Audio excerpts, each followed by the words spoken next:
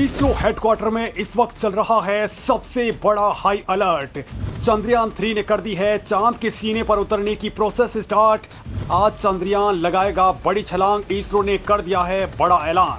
23 अगस्त से पहले ही इसरो करने जा रहा है चांद पर सबसे बड़ा खेल। जी हां दोस्तों, इस वक्त इसरो के हेडक्वार्टर में सबसे ज्यादा अफरा तफरी का माहौल है। और दोस्तों, आज इसरो कुछ ऐसा काम करने जा रहा है कि अब भारत बहुत जल्द इतिहास लिखने की ओर आगे बढ़ चुका है। चंद्रयान 3 का लैंडिंग प्रोसीजर्स स्टार्ट हो चुका है। चांद के ऊपर हमारा यान 1900 किलोमीटर की रफ्तार से आगे बढ़ रहा है। और आज इसरो ऐसा तूफान मचाने जा रहा है कि वक्त से पहले ही चांद के सीने पर भारत का झंडा बुलंद होने वाला है। अब दोस्तों, चांद से इसकी दूरी केवल 100 किलोमीटर रह जाएगी। और दोस्तों, चंद्रयान 3 जैसे जैसे मून की तरफ आगे बढ़ रहा है, सबकी धुक-धुकी बढ़ती ही जा रही है। दोस्तों, इसरो चीफ खुद कह चुके हैं कि मिशन के लिए सबसे ज्यादा जरूरी है कि ईंधन को बचाया जा सके, उपकरण सही से काम करते रहें और टाइम से पहले ही ये तमाम दूरियां तय कर ली जाएं। और दोस्तों, आपको जानकर के हैरानी और गर्व होगा कि इसरो का ये मिशन 1 सप्ताह से भी आगे चल रहा है। मतलब दोस्तों, ये लेट नहीं है बल्कि एडवांस में चल रहा है। अब इसरो के वैज्ञानिक एक बार फिर से रोबोट का बटन दबाएंगे और यान अपना रास्ता बदल लेगा। और दोस्तों, चांद के बेहद नजदीक उस ऑर्बिट में ये पहुंच जाएगा जहां सबसे ज्यादा ट्रैफिक है। और दोस्तों, इसको लेकर के इसरो वैज्ञानिक बहुत ज्यादा हाई अलर्ट मोड पर हैं, क्योंकि जरा सी भी मिस्टेक यहां पर पूरा खेल बर्बाद कर सकती है। और यही वो वक्त है जब सिग्नल्स की सबसे ज्यादा बड़ी दिक्कत आने वाली है। दोस्तों, दुनिया भर की नजरें इसरो के मून मिशन पर भी इसी वजह से टिकी हुई हैं, क्योंकि हमारे यान का मेन ऑब्जेक्टिव ये है कि यान को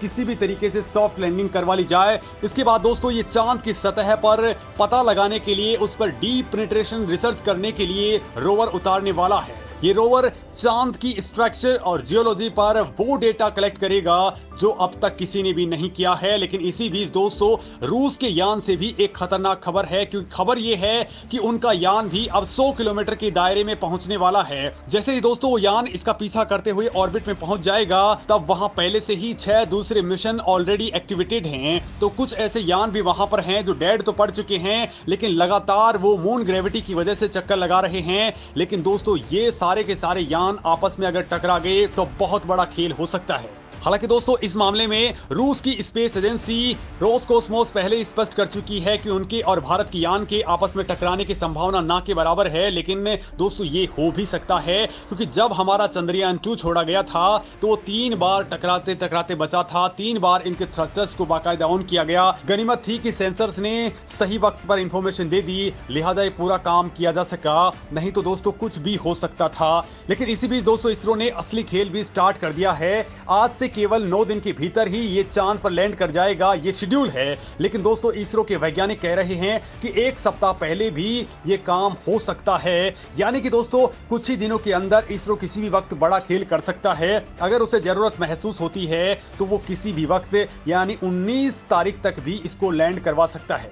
और दोस्तों, इस मामले में आज का दिन चंद्रयान 3 के लिए बेहद अहम होने वाला है, क्योंकि आज से 1 महीने पहले ये यान धरती से स्टार्ट हुआ था। तब से लेकर अब तक चंद्रयान 3 ने कई मुश्किलों को पार पाते हुए कई अहम पड़ावों को पार किया है। और अब उस प्रोसेस को स्टार्ट कर दिया गया है जब ये चांद के ऊपर भारत का झंडा बुलंद करने वाला है। यानी आजादी से 1 दिन पहले दोस्तों, अब चांद के ऊपर आजादी का बड़ा खेल होने वाला है। चांद पर भारत की टाइमिंग बहुत ज्यादा मायने रखती है, क्योंकि यहां पर भारत का चंद्रयान 3 केवल 14 दिन ही काम करेगा। क्योंकि दोस्तों, चंद्रमा पर 14 दिन रात और 14 दिन का उजाला रहता है। यहां पर रात होती है तो तापमान -100 डिग्री से लेकर के 200 डिग्री से भी नीचे चला जाता है। और दोस्तों, ऐसी सिचुएशन में चंद्रयान के लैंडर और रोवर अपने सोलर पैनल से पावर जनरेट नहीं कर पाएंगे। लिहाजा वो यहां पर केवल 14 दिन ही, जब उजाला रहेगा तभी पावर जनरेट कर पाएंगे। लेकिन रात के वक्त पावर जनरेशन की पूरी प्रोसेस रुक जाएगी और इस वक्त उनके इक्विपमेंट्स खराब होने का भी खतरा रहता है। पावर जनरेशन नहीं होगा तो इलेक्ट्रॉनिक्स भयंकर ठंड को नहीं झेल पाते हैं। इस पोजीशन में दोस्तों, उनके खराबी आने की शुरुआत हो जाती है। लिहाजा भारत केवल रोशनी के वक्त ही यानी 14 दिनों के लिए ही मिशन को डिजाइन कर चुका है। इससे पहले दोस्तों 9 अगस्त को चंद्रयान 3 की कक्षा को घटा करके 174 गुणा 1437 किलोमीटर कर दिया गया था। मतलब दोस्तों न्यूनतम 174 किलोमीटर और अधिकतम 1437 किलोमीटर की दूरी ये रह गई थी। और दोस्तों अब इसी को ही और करीब ले आया जाएगा, यानी कि चंद्रमा के निकट हमारा चंद्रयान अब पहुंच जाएगा और वो दूरी रहेगी केवल 100 किलोमीटर। और अब अंतरिक्ष एजेंसी ने कहा है कि चंद्रयान 3 की सेहत बिल्कुल सामान्य है। दोस्तों इस पूरे मिशन के दौरान अंतरिक्ष यान यानी चंद्रयान 3 की स्वास्थ्य की जांच और उसकी पूरी जो इक्विपमेंट्स हैं उन सब की जांच इसरो अपने टेलीमेट्री ट्रैकिंग और कमांड नेटवर्क के मिशन ऑपरेशंस कॉम्प्लेक्स के जरिए कर रहा है। और दोस्तों ये मिशन ऑपरेशन कॉम्प्लेक्स इस वक्त भारतीय डीप स्पेस नेटवर्क, यूरोपीय अंतरिक्ष एजेंसी के ट्रैकिंग नेटवर्क और नासा की JPL डीप स्पेस एंटीना के जरिए निगरानी कर रहा है। साथ ही दोस्तों ऑस्ट्रेलिया, इंडोनेशिया और ब्रुनेई के भी डीप स्पेस नेटवर्क की मदद ली जा रही है। वही दोस्तों इसरो चीफ पहले ही कह चुके हैं कि सारे सेंसर्स फेल हो जाएंगे, दोनों इंजन भी फेल हो जाएंगे, तो भी चंद्रयान 3 का डिजाइन कुछ इस तरह का है कि बस इसके ऑन बोर्ड propulsion सिस्टम में मौजूद सीक्रेट एल्गोरिदम एक्टिवेट रहे और इस दौरान केवल इसका propulsion मॉड्यूल एक्टिवेट रहेगा।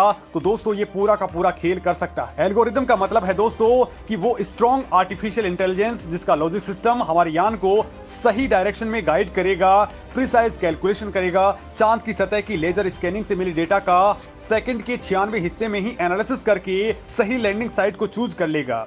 वो भी दोस्तों एकदम सही स्पीड में, सही एंगल में, सही टाइम पर और बिल्कुल प्रिसाइज मोड में। उस वक्त दोस्तों थ्रस्टर्स को कितना फ्यूल ऑन करना है, कितनी देर इनको ऑन रहना है, वो भी ये तमाम बातें यही डिसाइड करेगा। मतलब दोस्तों यान को जब हॉरिजॉन्टल से वर्टिकल पोजीशन में लाया जाएगा यानी आखिरी मोमेंट में, तब कोई भी इसरो का वैज्ञानिक वहां कमांड देकर के गाइड नहीं करेगा, बल्कि ये एल्गोरिदम ही उस वक्त काम करने वाला है। और दोस्तों इसकी टेस्टिंग इसरो ने कई बार करी है, लिहाजा वहां पर इसको पूरी तरह से 100% एक्यूरेसी वाला डेटा मिला है। यानी इस बार चंद्रयान 3 को कोई नहीं रोक सकता है। और दोस्तों बड़ी बात यह है कि ये बात किसी छोटे मोटे साइंटिस्ट ने नहीं कही है, बल्कि ये इसरो चीफ ही थे। मतलब गजब का कॉन्फिडेंस है भारत के अंदर, वो भी 100% वाला।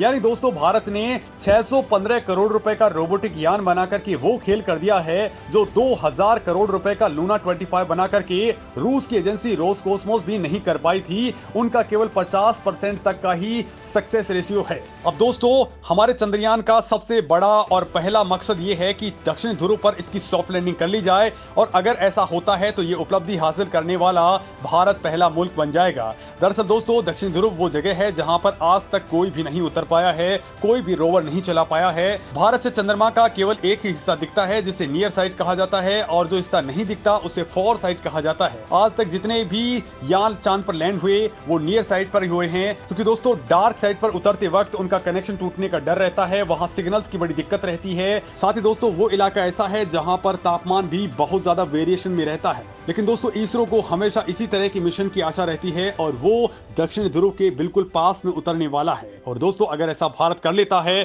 तो भारत यहां पर इतिहास रच देगा।